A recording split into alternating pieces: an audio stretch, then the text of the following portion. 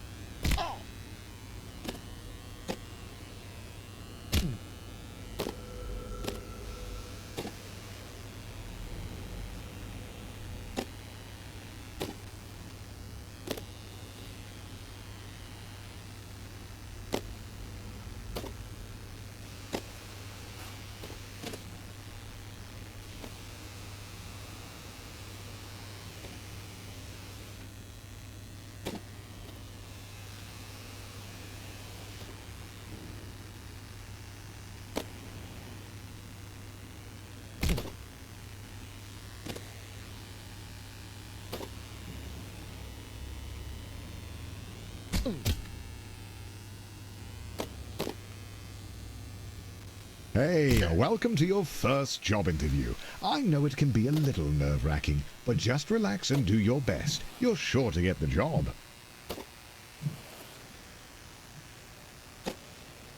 Congratulations, you've completed the interview process. Unfortunately, the company needs you to do a take-home interview. I see a note here that says, "Sorry for making you jump through all these hoops."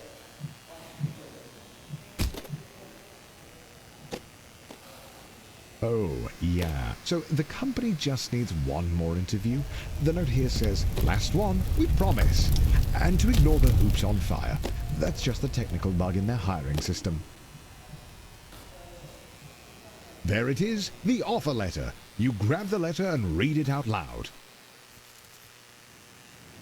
We regret to inform you that the role has been filled. Going back to square one always stings, but you're not alone. This happens to everyone at some point in their lives. Luckily, your mom says that your Uncle Gerald has a friend who can hook you up with a job at their warehouse. I know it's your birthday, but the company saves money when the new hires do their training on Saturday nights. So, it's time to get to work.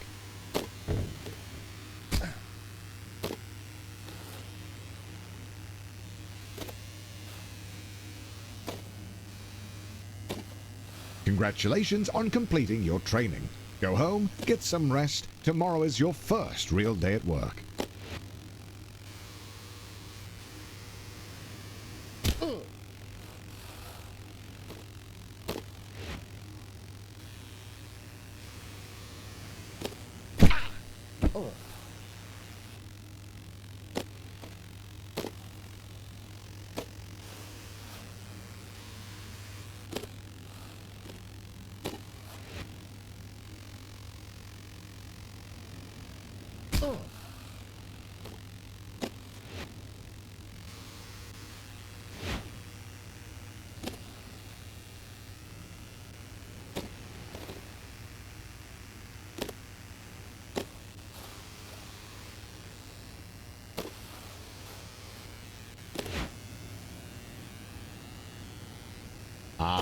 So, rumor has it that corporate spent all of their money on fighting Ted's injury lawsuit.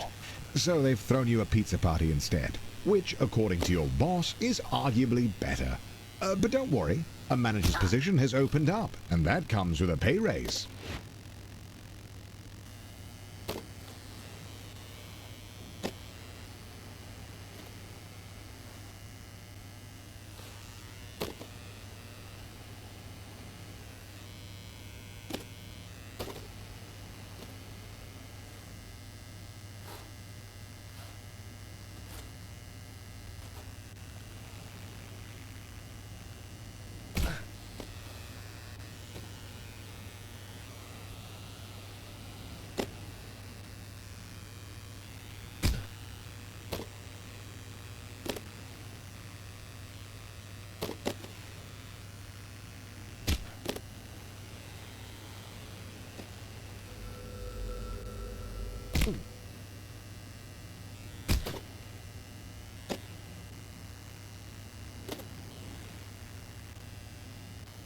Your mom walks into your room with a letter. You got the job. Tomorrow is your first day as an unpaid intern. What an honor.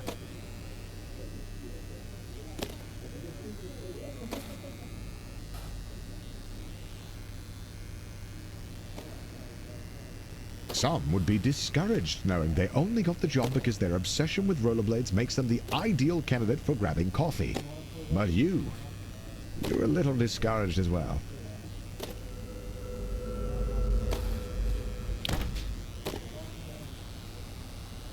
Congratulations, you've finished training.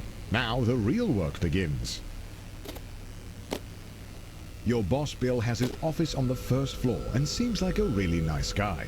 Great taste in coffee too. Hopefully you can really impress him with your grind set.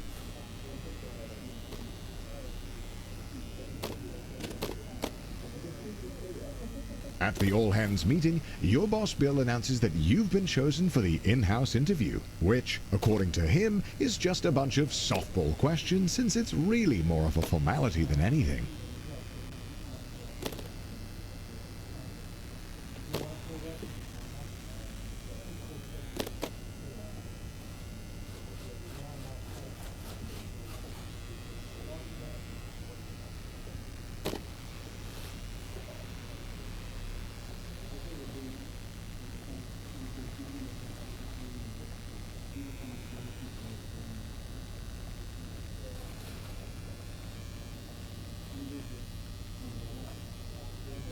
You did it. The job is yours. And as you watch the other interns get fired one by one, you can start to taste the prestige of being a junior financial analyst.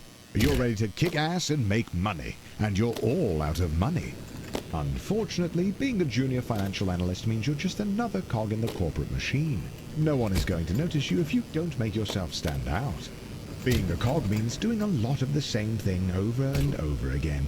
But the company wine mixer is coming up, and if you can make a good impression, it'll go a long way. Oh, the company wine mixer, a chance to meet middle management, impress them with your firmest handshake, and laugh together at the financially illiterate.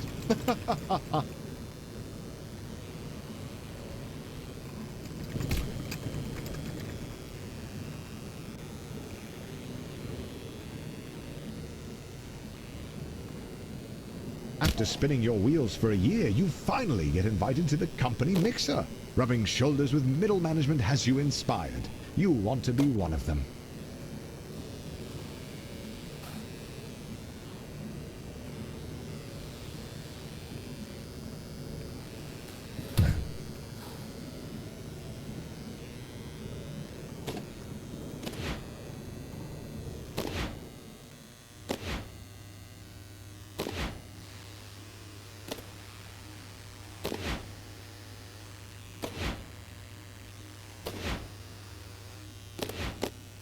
Finally, the company opens up a single middle management position. All you have to do is beat the rest of the applicants and the job is yours. The bumpers are a metaphor for the other applicants.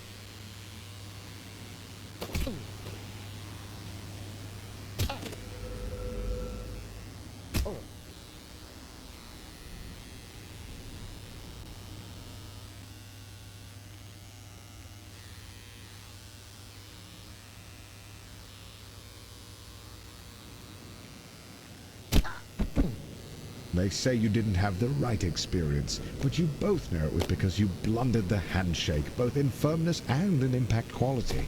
You start a rigorous handshake training routine. Next time, you'll be ready.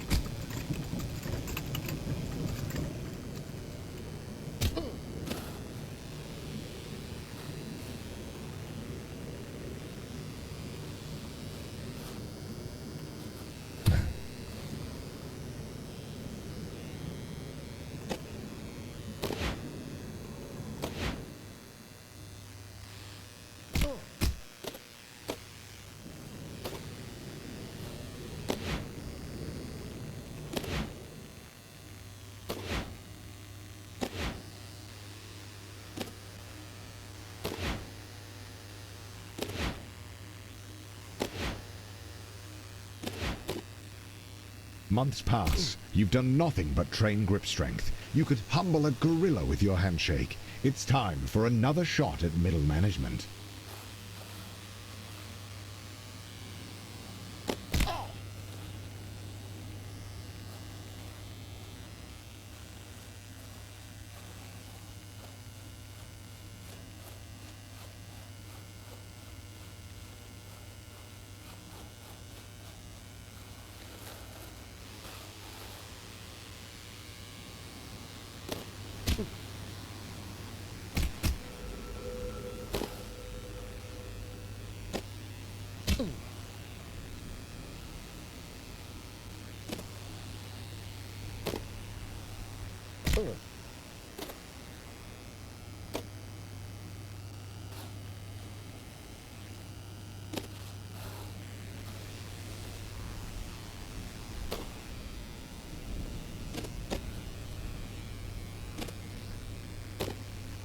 After months of grueling interviews, corporate dinners, endless schmoozing, you find a letter on your desk. One of the two positions is yours. They created another position for Ted. His uncle is a VP. The prestige of middle management. You're assigned a team of juniors, a huge pay raise, and your own office with a view. Not that office. Don't be ridiculous. Oh, and by the way, if your team's earnings drop to the bottom 30%, you'll be fired. Welcome to middle management. No one really knows what you do here, and in fact, no one really knows how to get promoted. Progressing at this stage of your career feels like a confusing maze with no clear path forward.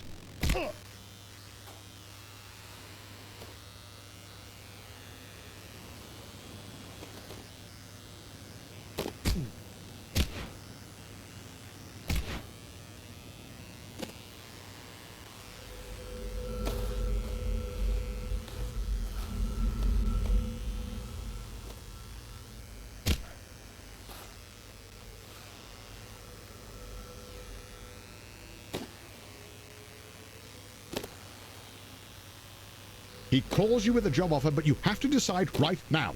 Ah!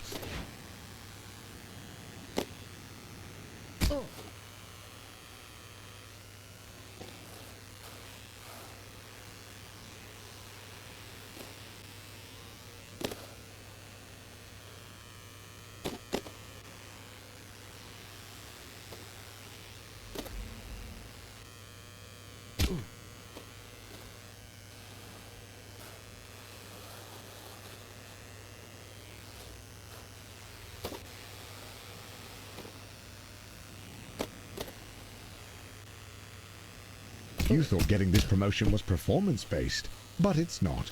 Ted writes one viral tweet that all the Gen Z kids like, and now he's a department head.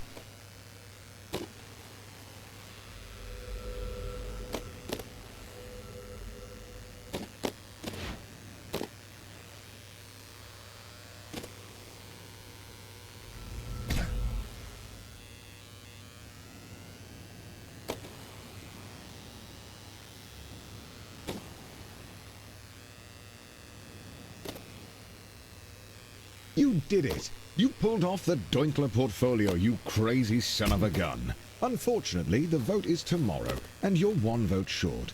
Looks like it's better luck next time. You're still convinced that being a full-time YouTuber is for absolute degenerates, but he was such a class act that it was enough to sway the vote. You are the new department head.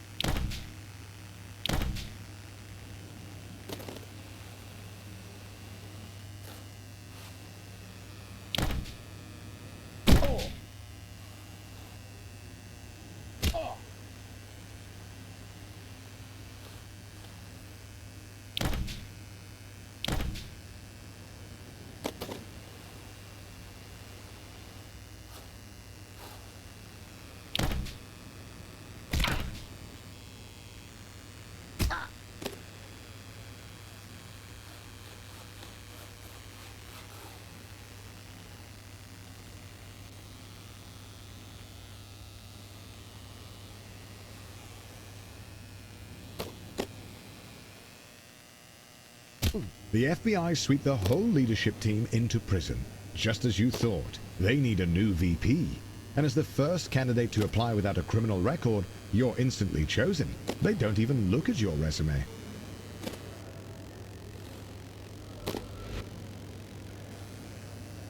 Being a VP at a large company puts you in the top 0.01%. But it's not enough. The goal is and has always been to be CEO. You have no idea how, but all you know is that you need to keep grinding.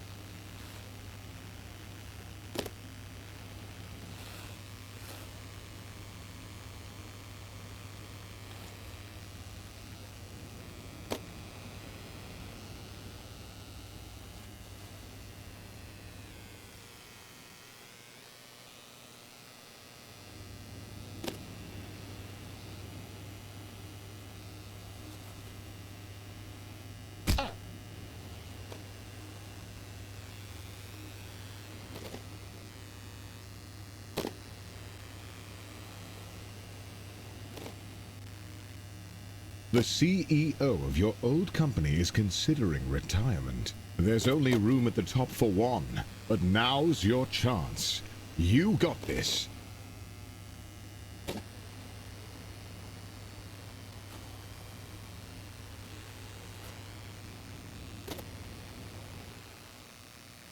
Just before the CEO of your old company retires, he gets arrested for embezzlement.